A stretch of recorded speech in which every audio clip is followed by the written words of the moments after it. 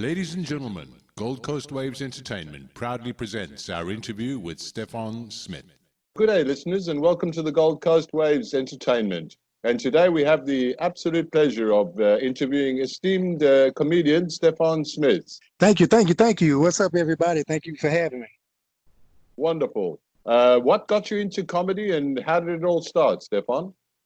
Yes, I am currently in the USA, in Tennessee, Memphis, Tennessee, home of Graceland and the blues, all kinds of music and hip hop culture music as well.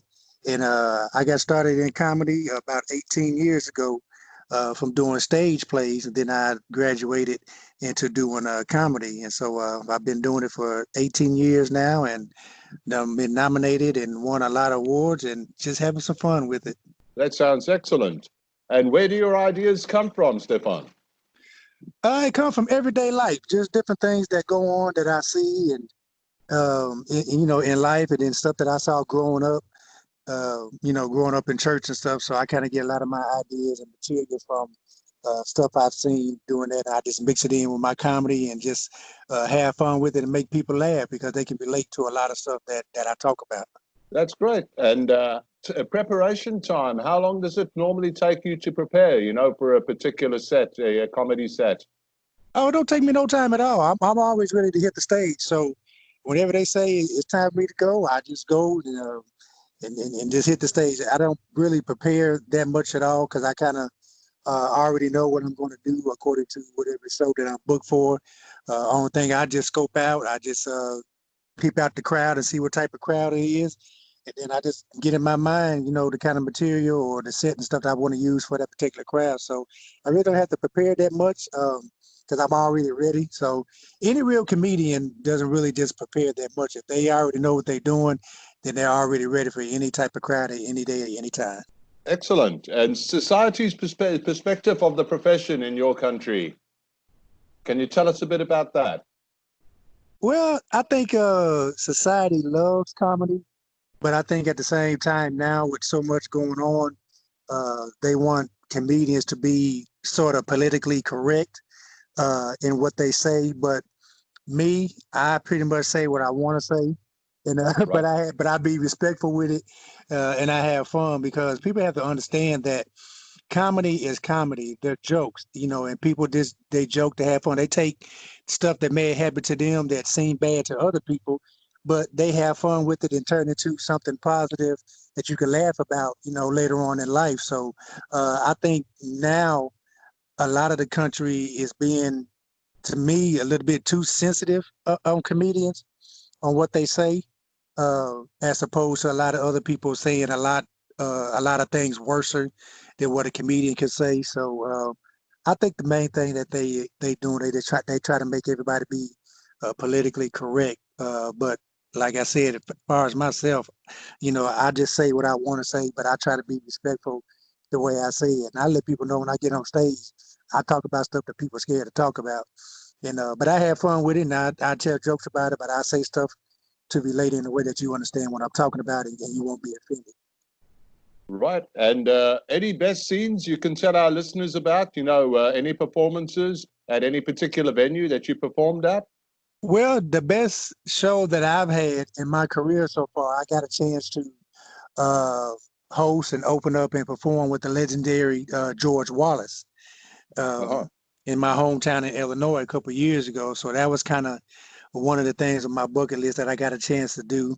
And my next thing is to try to do something with Steve Harvey on his show, or either be interviewed on his show. But the best scene that I've had so far in my career was doing a show with George Wallace. Right. And what does it feel like to bomb on stage as a stand-up comedian? Ooh, boy. It feels horrible at first. It feels horrible at first because everybody bombs at one point, especially when you first starting off, because you're trying to get used to the stage and you're trying to understand crowds and the reactions, and you try to remember everything that you want to say and how you want to say and present it. But it feels horrible at first, but once you get that out the way and you've done it, then I think you kind of learn from it and you kind of know how to do it the next time, and just be more prepared. So that's where preparation comes in, as we stated earlier. Once you're used to it and you're prepared to hit the stage at any time, then you kind of already know what to do. But if you're not prepared enough, especially being new on comedy, then you will tend to bomb sometimes. So the feeling is not real good at all, but you get over it because it happens to everybody. Okay. Have any of your comedy performances ever been harshly criticized at all? Yes, a couple times, because like I said, some people want you to be, politically correct in certain things you say, or some people don't want you to touch certain subjects. So I got criticized a couple times for talking about some things on there that people probably wasn't comfortable with, but I didn't know at the time that they was uncomfortable because I was just being myself and just being me. But it wasn't nothing just overly harsh, but they were just like, well, you shouldn't have said that. You should have talked about that. Some people are sensitive about that. And I said, well, okay, well, that's fine. It's whatever. It's comedy, just keep it moving. And I remember that next time I come do something for y'all, not to talk about certain things. So that's about the only thing that really has was harsh with me a couple times, but that was some years ago. But everything since then has been pretty positive. Can you tell our listeners about some of the best strategies for memorizing a monologue, actually, that you'd use in comedy? Well, repetition is key because sometimes, depending on where you at, you can kind of use some of the same material. Uh, but I kind of go over stuff in my head how I want to say it because I can switch up a joke two or three different ways depending on the crowd and where I'm at. So the best way for me to memorize stuff is for me to repeat it all the time, and if I keep saying it, then it sticks into my brain, and especially and then it gives me free way to um, to say it, a few different ways to make it even funnier. So that's the best way for me to do it, is keep repeating it and going over and over in my head. Right. And your favorite comedy venue? Do you have a favorite comedy venue?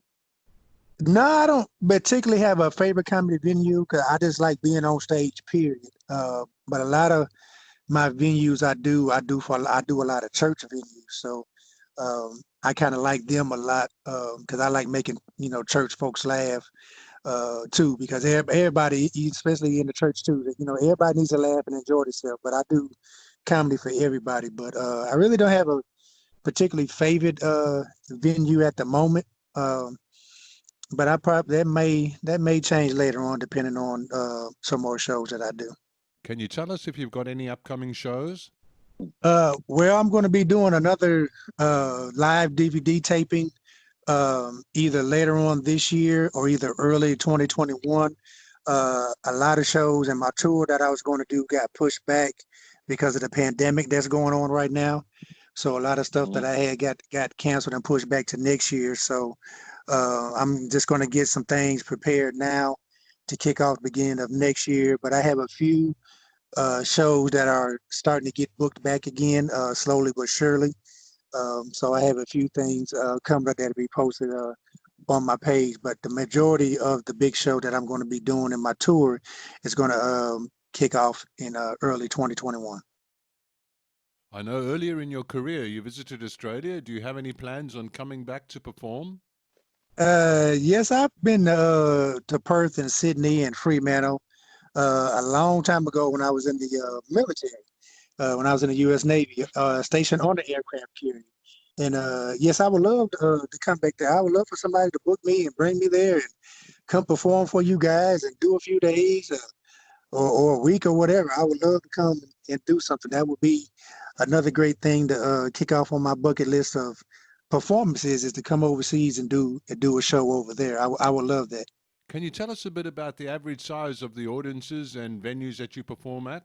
Well, the size depends on the show um, that I do or whoever books me. So I performed anywhere from 100 to a few thousand, to theaters that's 2,500 and up. So, uh, so it just depends on the show, and And I perform the same way, whether it's a small crowd or a big crowd. So I'm always going to give 100% energy and give my best performance anytime I hit on stage. But I've been in front of big stages. I've been on national TV a couple of times as well. So, that doesn't bother me at all either. So I'm used to being in front of any type of size of audience.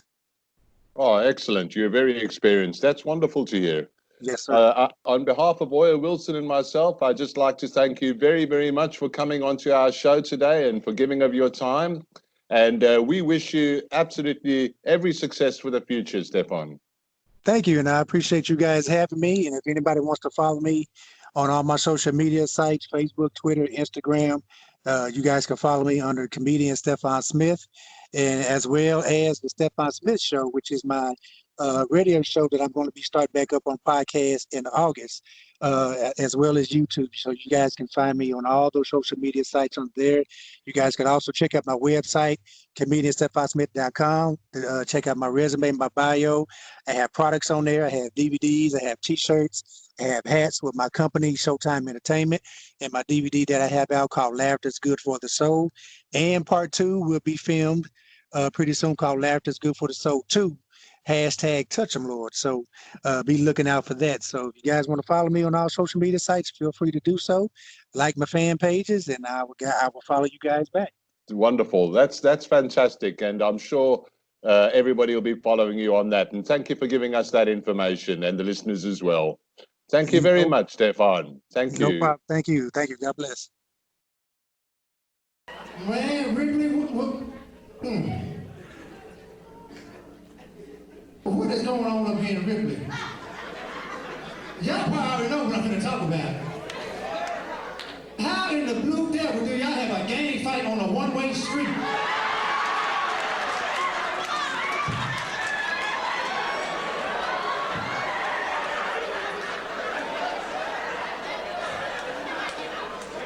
Where you gonna go? You gonna fight on a one-way street? Ain't no way you're gonna black behind to get up out the street. And then the name of the street don't make it no better. Hello?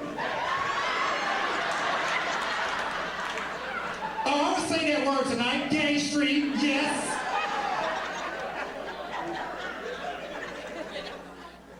How you gonna fight a gay fight on a street called Gay?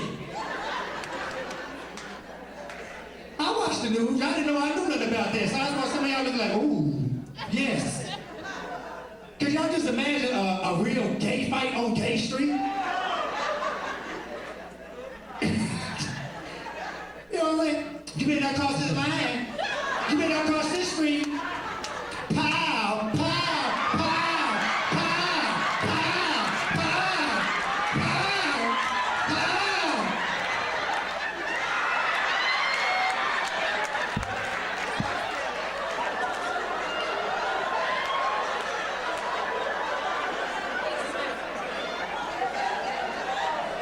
Leroy, is he gone? Look, and I ain't gonna mess up my weave and nobody up in here.